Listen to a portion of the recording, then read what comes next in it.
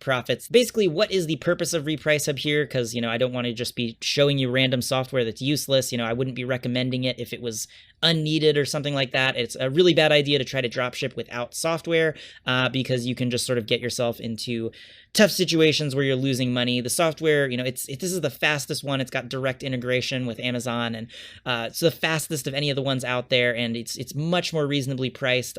Pricing is like starts at $49 a month. I'd probably go with a professional at least, but starts at $49 a month. And the comparable software that this compares to is goes for around like $230 to $400 a month starter plan. So Reprice Hub is the way to go, and the software is better. It's by the same guys who created TrackerBot. If you're sort of familiar with dropshipping on other platforms, TrackerBot's a really big name. But anyway, so yeah, what does Reprice Hub actually do? What Reprice Hub does is they're basically just always checking the price differences. So this is, $39 on Amazon. It's $29.98 on Walmart. But what happens if Walmart raises the price? This item goes to $40 or, goes back to, right here, it's crossed out. You see, what if it goes back to $35? We want to make sure that we're always selling items at a profit. We don't want to be selling it for $39 on Amazon and then have the price go up so that, when we go to fill the order, we're actually losing money. That would suck. And Amazon makes it real hard to cancel orders and all that stuff because their metrics are pretty strict and things. So you really need to have repricing software. This is just, every 15 minutes or so, they check the prices on Walmart or whatever your supplier is. They have a ton of different suppliers here. And if you want them to add a different supplier, like you want a list from a different website and you don't see it on this list, then just shoot them a message because they've got live chat support 7 days a week. And they'll just go ahead and add it there for you. They added one for me, and it's pretty freaking useful. But yeah, you want to have software always checking the prices and, making sure that your stuff is priced appropriately. So that is the price monitor, because Reprice Hub is a price monitor and repricer. And so the price monitor portion is sort of those, checking the prices and updating them very frequently. And the repricer, competitive repricer actually, is competing with the other people who are selling the same product. So since we're on Amazon here, there's a bunch of people selling on the same listing. This is the listing. And if we come down here, we can see new from 16 other people. So we've got 16 other sellers. This is the name in blue. Direct Links is a seller.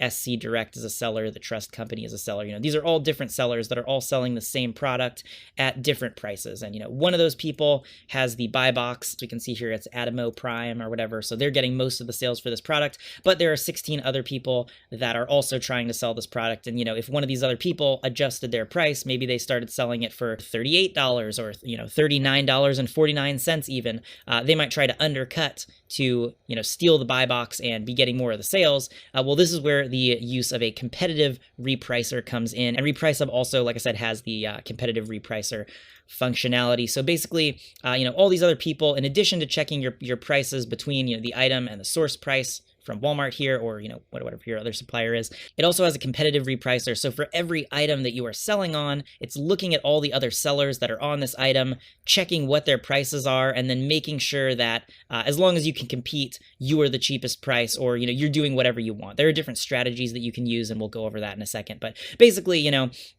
whoever this guy is right here, Adamo Prime, probably using competitive repricing software, or if he's not, we can steal this from him with competitive repricing software, because, if he sees somebody else, for example, let's say this guy right here, maybe they're listing it at 82 cents, $39.82, right?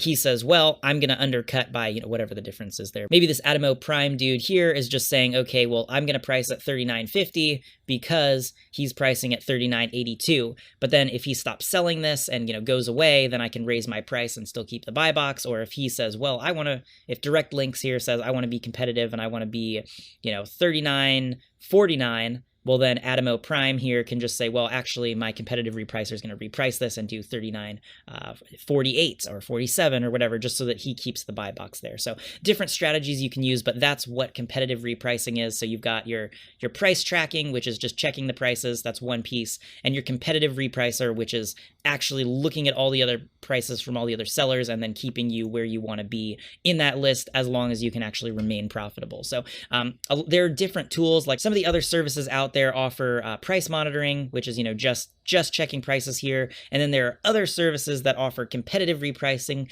but Reprice Hub is really cool because it is, it's faster than all the others, and it has both price monitoring and also the competitive repricing. So Reprice Hub is really cool, and sorry for the big explanation at the beginning of the video, but I feel like it's kind of helpful to sort of understand what's going on going into it. So we are going to start a free trial and then register and, set up an account and all that good stuff. I've already done this, so I'm not going to bother with this here, but I'll show you what it looks like once you've set up your account. Once you go ahead and start your free trial, you're gonna land on this page, and it's got some basically instructions. We just have to link Reprice Hub over to Amazon so that it can actually, communicate and do stuff. So step one is to log into your seller account following this link. So I'm just gonna hold down Control and click on that to open in a new tab. And then we're gonna click the Authorize New Developer button right here, which pulls this up. We're going to go ahead and click back over to Reprice Hub here, and it says, enter the following information. So we're just going to copy Reprice Hub, paste that in, and then we're going to copy the developer ID and paste that in, and then we're going to hit next. Now Amazon's just sort of asking for permission here for us to authorize the stuff, so we're going to go ahead and hit I take all the responsibility for the stuff that the software is doing, blah blah blah. We're going to go ahead and click next. All right, great. So now you can see we've got the seller ID, the marketplace, and the MWS auth token. Now normally I would not want to show this on the screen because this would actually give you access to mess with my account, but this is all fake information that I created here. Yours that you're seeing on your screen is real, and you're going to want to put it in here to give Reprice Hub the access to the account. But just for the purposes of this tutorial here, I just changed all of these digits to just be gibberish. But this is what it looks like. It's going to look very similar to this. The seller ID we're going to copy here and paste in.